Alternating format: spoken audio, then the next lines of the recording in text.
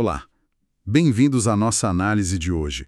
Temos em mãos um conjunto de textos intensos, controversos até, reunidos sob o título A Vontade de Poder, associado, claro, a Friedrich Nietzsche. Nossa missão aqui é tentar extrair as ideias mais, digamos, impactantes desses fragmentos. Eles nos levam bem para o coração do pensamento mais tardio de Nietzsche. Exato.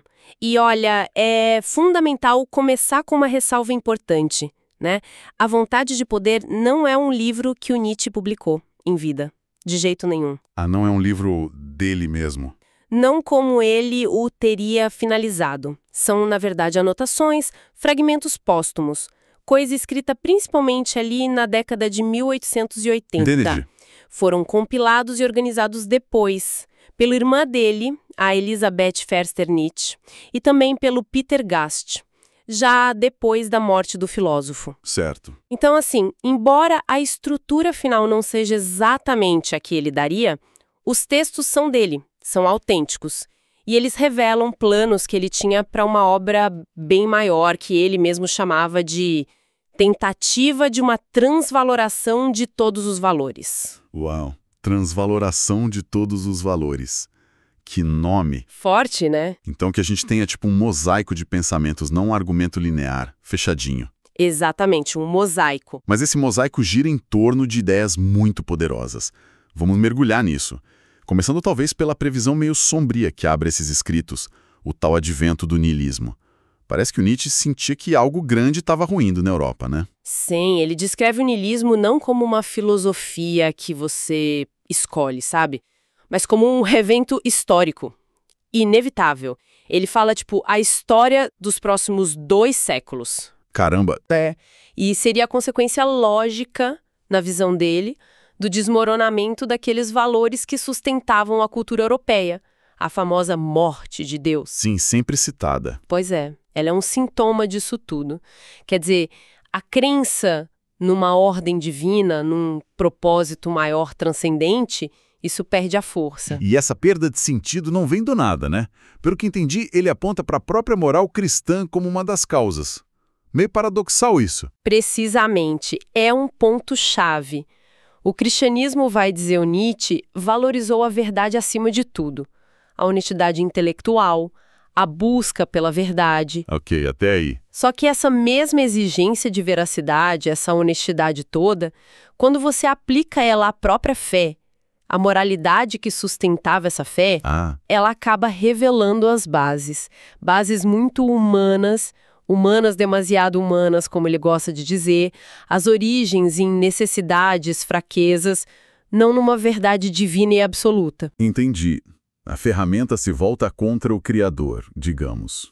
Exatamente. E quando esses valores superiores, que davam o sentido todo, se mostram como construções, como algo que a gente inventou, bom, o resultado é um vazio. A sensação de que nada tem sentido algum. E isso é o niilismo chegando. E esse vazio, esse niilismo, ele se manifesta de uma forma só ou tem tipos diferentes? Ele distingue principalmente 2 formas. Tem o niilismo que ele chama de passivo. É um cansaço, sabe? Uma resignação, aquela sensação de que nada vale a pena mesmo. Talvez buscar um refúgio no nada. Ele até interpreta algumas correntes do budismo um pouco por aí. Certo, o cansaço. E a outra forma? A outra é o niilismo ativo. Esse é diferente. É uma força de destruição, uma reação violenta contra os valores que estão morrendo, que ele vê como decadentes. É um desejo de limpar o terreno, sabe? Pôr as mãos à obra, fazer sucumbir, como ele escreve. Que força, hein? Sim, mas ambos, o ativo e o passivo, surgem dessa mesma desvalorização dos antigos ideais, da morte de Deus no fundo. Essa ideia de decadência, a decadence, parece ser bem central nisso tudo. Ele meio que inverte a lógica que a gente usa normalmente, não é? O que a gente chama de causas da decadência, ele diz que são consequências. Como funciona isso? Exatamente. E isso tem implicações gigantes para a moral. Pensa bem, vícios, criminalidade, até doenças. A moral tradicional olha para isso e diz: essas são as causas da ruína da sociedade, do indivíduo. Sim, é o senso comum. O Nietzsche vira e fala: não, não, isso aí são sintomas. Sintomas de uma vitalidade que está em declínio. De uma decadence que é, antes de tudo, fisiológica. Tá no corpo, na energia vital mesmo. Ah, então a doença moral é sintoma de uma doença física, no sentido amplo. E isso, uma falta de força vital. Então, lutar contra os sintomas usando a moralidade, para ele, seria como tentar curar uma doença grave só com analgésico. Não vai na raiz do problema. Faz sentido nessa lógica. E a compaixão? Ele critica até a compaixão. Critica. E muito. Porque para ele, a compaixão, tão valorizada no cristianismo e na moral moderna, acaba preservando o que é fraco, o que é doente, o que talvez devesse perecer. Ela impediria uma espécie de seleção natural que ele via como necessária para a saúde geral da espécie, para o fortalecimento do tipo humano. Nossa, é uma visão bem dura, bem radical. Extremamente radical. Antimoderna, nesse sentido. E ele ainda joga no meio disso tudo o conceito do eterno retorno, que parece ser a ideia mais desafiadora de todas. Ah, o eterno retorno. A ideia de que tudo, absolutamente tudo, vai se repetir infinitamente, igualzinho, sem um propósito final. Isso não intensifica ainda mais a crise nihilista? Não deixa tudo mais sem sentido ainda? Sem dúvida, o eterno retorno funciona como um teste supremo, um peso enorme sobre as ações. A pergunta é: você conseguiria afirmar esta vida? Amar esta vida com todas as dores, todas as alegrias, sabendo que ela vai se repetir exatamente da mesma forma para sempre? Que pergunta! Pois é. Sem céu, sem inferno, sem redenção, sem um progresso final que justifique o sofrimento. É um pensamento que, segundo ele, esmaga. Esmaga quem não tem força para dizer sim à existência como ela é, aqui e agora, com tudo o que ela tem. Só os mais fortes suportariam esse peso. Essa é a ideia. E ele também via a modernidade em si, com a pressa, a superficialidade que ele associava ao jornal, ao telégrafo. A velocidade da informação já naquela época. Sim, e o ataque constante à tradição, a busca pelo novo, tudo isso ele via como sintomas dessa falta de fundações sólidas, dessa crise de valores. Entendi. Bom, vamos para o segundo livro, então. A crítica aos valores se aprofunda ali, né? Principalmente a crítica moral. Se os valores estão ruindo, como é que ele enxergava a origem deles? De onde veio essa moral que ele tanto critica? A chave para entender a crítica do Nietzsche à moral é que ele vê a moral dominante na Europa, especialmente aquela com forte influência judaico-cristã, como uma moral de rebanho. Moral de rebanho? É, ou seja, é uma moral que valoriza o que é útil para quê? Para a preservação do grupo, da comunidade, da maioria, virtudes como, humildade, obediência, compaixão, igualdade, elas servem para manter o rebanho unido, coeso, e para proteger os mais fracos dentro do grupo. Faz sentido. A união faz a força para o rebanho. Exato. Só que aí vem o pulo do gato do Nietzsche. Que seria? Que essa moral, justamente por ser boa para o rebanho, para a média, para a segurança coletiva, ela acaba sendo hostil aos indivíduos mais fortes, às exceções, aos criativos, aos poderosos. Ah, entendi. Porque eles se destacam demais, ameaçam a igualdade do rebanho. Exatamente. O que é bom para o rebanho, segurança, igualdade, previsibilidade, pode ser péssimo para o desenvolvimento de indivíduos excepcionais. A moral de rebanho tende a nivelar por baixo, sabe? Ela desconfia do que é diferente, do que se destaca, do que tem força própria. O famoso prego que se destaca leva martelada. Basicamente isso. Aquele tu deves da moralidade, para Nietzsche, é a voz do instinto gregário, do instinto de rebanho, querendo dominar tudo, impor uniformidade. Até o homem bom, ele critica. Critica o homem bom. Por quê? Ele diz que é uma figura incompleta, uma hemiplegia da virtude. Hemiplegia. Metade paralisada? É, porque para ser só bom nesse sentido moral, você precisa negar ou reprimir um monte de impulsos que também fazem parte da vida. Os impulsos mais agressivos, de autoafirmação, de domínio. Para Nietzsche, não dá para ser bom sem saber ser mal também, entende? Essa exigência de castrar metade dos instintos é antinatural. Entendi. Seria negar parte da própria vida. E isso conecta direto com a crítica dele à religião, né? Principalmente ao cristianismo, como você já adiantou. Imagino que sim, se a moral de rebanho vem daí. Com certeza.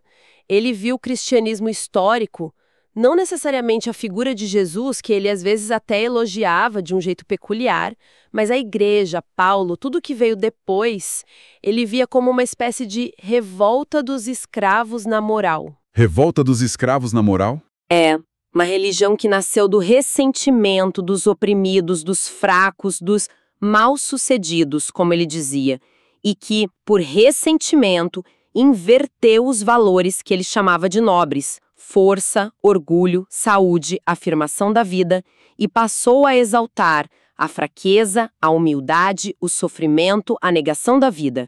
Então, conceitos como pecado original, graça divina, vida após a morte. Para ele, invenções, ficções criadas para quê?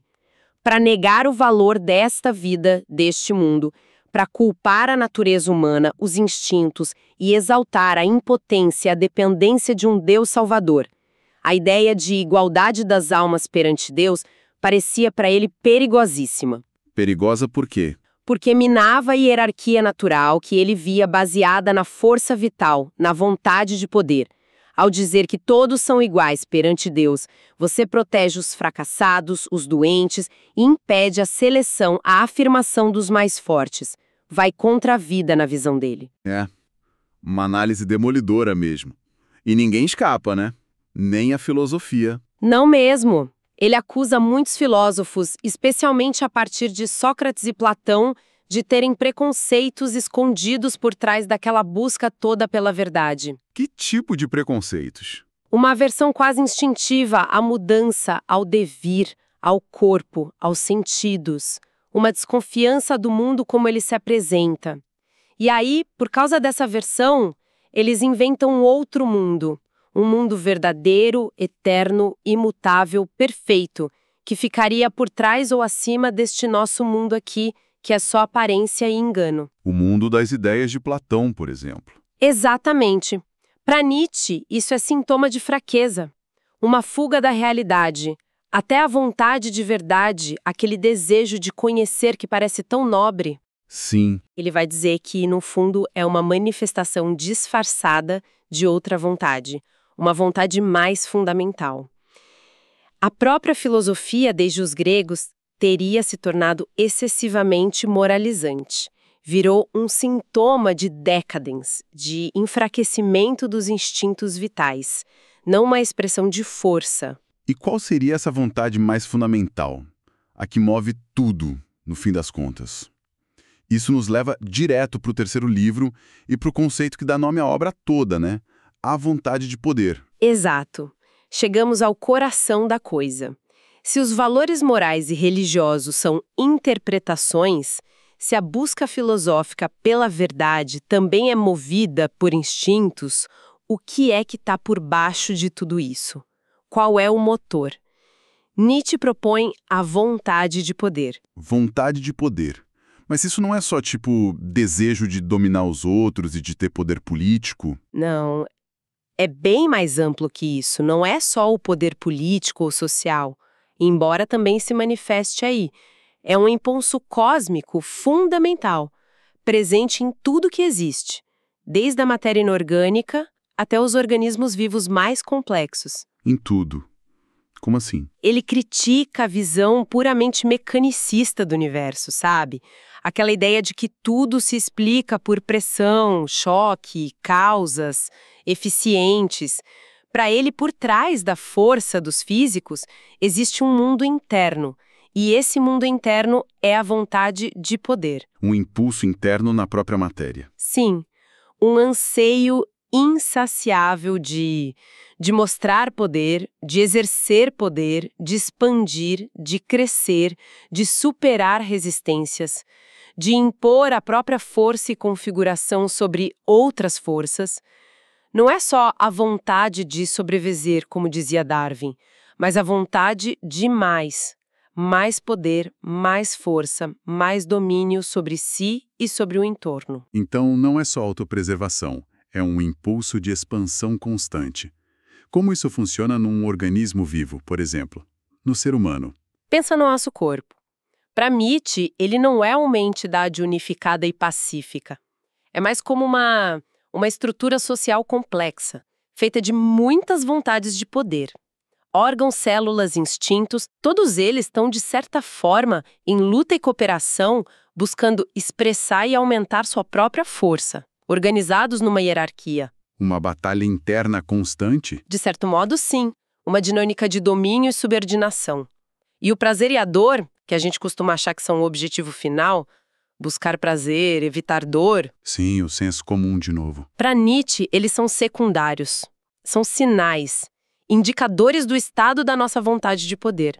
A gente sente prazer quando nossa força se expande, quando supera um obstáculo, quando domina algo. Sente desprazer quando nossa força é impedida, frustrada, diminuída. Então, o objetivo não é o prazer em si, mas o sentimento de poder aumentado, do qual o prazer é um sintoma. Exatamente. O que todo organismo busca, no fundo, é mais poder. E o sofrimento? Bom, o sofrimento não é visto como algo puramente negativo ou a ser evitado a todo custo. Pelo contrário. Como assim? O sofrimento é normal, é um obstáculo. E os obstáculos são necessários porque eles estimulam a vontade de poder. É superando a resistência, a dor, que a força cresce. Entendi.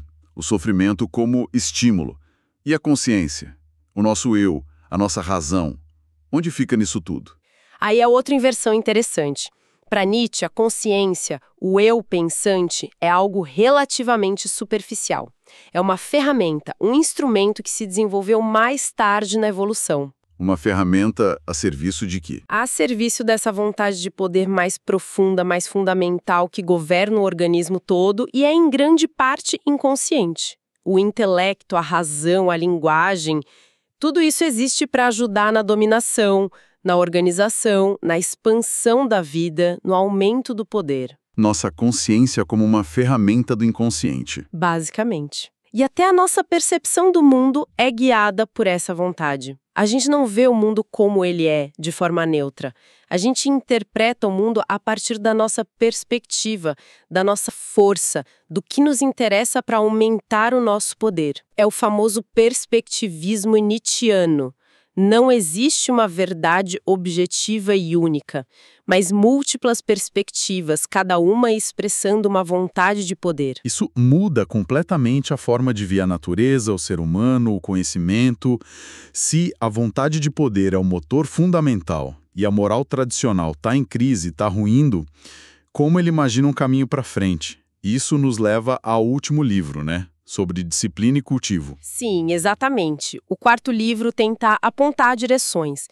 Diante do cenário que ele descreveu, o niilismo crescendo, a ascensão da moral de rebanho que ele via se expressando na democracia, no socialismo, na busca incessante por igualdade, conforto, compaixão. Que para ele era nivelamento por baixo. Isso, nivelamento e mediocridade. Diante disso, Nietzsche reafirma a necessidade de uma hierarquia, uma ordem de valores, uma distinção entre tipos humanos. Mas não uma hierarquia baseada em critérios antigos, como o nascimento ou riqueza, imagino. Não é um retorno à aristocracia tradicional, simplesmente. Seria uma hierarquia baseada em quê? Em diferentes graus de vontade de poder. Em força criativa, em capacidade de autossuperação, em domínio sobre os próprios instintos. Ele critica os valores modernos justamente por, na visão dele, protegerem demais os fracos, os mal-sucedidos, e com isso impedirem o florescimento de tipos humanos mais fortes, mais complexos, capazes de criar novos valores. Ele fala de um homem superior, o Übermensch. Mas não parece ser um retorno a um ideal antigo. É algo novo para o futuro. É um ideal para o futuro, sim, o Übermensch. A tradução é complicada, né? Além do homem, super-homem, talvez transhomem capte melhor a ideia de superação. seria alguém capaz de ir além da moralidade do bem e do mal tradicional. Alguém capaz de criar seus próprios valores. Criar valores do zero. A partir da afirmação radical da vida e da vontade de poder. Seria um homem sintético, como ele diz, capaz de integrar a complexidade e até as contradições da modernidade, mas usando a própria massa nivelada, o rebanho como base, como ferramenta para sua própria elevação, para sua própria forma de ser mais elevada. E o que seria necessário para se tornar esse tipo de homem? Exigiria, segundo ele, uma disciplina férrea, uma dureza consigo mesmo, a capacidade de suportar a solidão, o sofrimento, a incompreensão e, claro, uma vontade de poder imensa, mas direcionada para a criação, para a autossuperação. E como o eterno retorno e a figura de Dionísio entram nesse quadro final? Eles reaparecem, né? Reaparecem com força total. O eterno retorno, aquela ideia terrível que a gente falou. O teste supremo. Exato. Retorna aqui como a grande prova, o grande pensamento cultivador. Quem consegue não apenas suportar, mas amar a ideia da repetição eterna de tudo, sem sentido final, que ele chama de amor fati, amor ao destino, essa pessoa demonstra a força necessária para essa nova afirmação da vida. Amar o destino, mesmo que ele seja repetição infinita. Sim, e Dionísio, o deus grego da embriaguez, da música, da dança, do excesso, da força vital que explode, ele representa para o Nietzsche essa afirmação total da vida. Uma afirmação que abraça tudo, tanto a criação quanto a destruição, a alegria quanto a dor. Tudo é visto como parte inseparável do ciclo eterno de vir a ser. O oposto da negação da vida que ele via no cristianismo. Exatamente. Dionísio é o oposto do crucificado. O crucificado, na leitura de Nietzsche, representa a negação deste mundo, a busca de refúgio da vida, a condenação dos instintos. Dionísio é o sim radical à existência como ela é. É uma visão que exige uma força imensa, quase sobre-humana mesmo, para criar novos valores, para legislar para o futuro, como ele disse que o verdadeiro filósofo deveria fazer. Sem dúvida alguma. É uma tarefa que ele descreve como solitária, perigosa. Exige a capacidade de ver para além do bem e do mal estabelecidos pela tradição. Exige domar a pluralidade dos próprios instintos, não negá-los, mas organizá-los sob uma vontade dominante. Moldar a si mesmo como uma obra de arte. E, potencialmente, influenciar o curso futuro da humanidade. É uma responsabilidade assustadora que ele coloca nos ombros desses futuros criadores. Uau! Foi uma jornada e tanto por esses fragmentos, hein?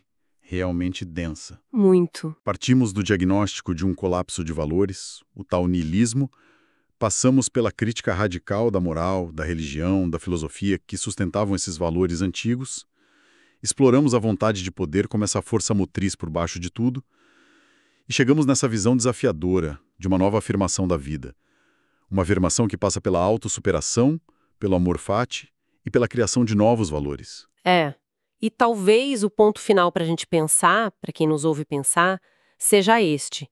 Se Nietzsche estiver certo, mesmo que só parcialmente, se os nossos valores são, de fato, perspectivas criadas por uma vontade de poder, e se essa vontade busca sempre se expandir, se afirmar, sim, que tipo de mundo, que tipo de futuro a gente está efetivamente criando ou permitindo que seja criado com os valores e as perspectivas que a gente escolhe abraçar hoje? Que vontade de poder está se expressando através de nós, das nossas escolhas, das nossas sociedades? Fica a pergunta no ar.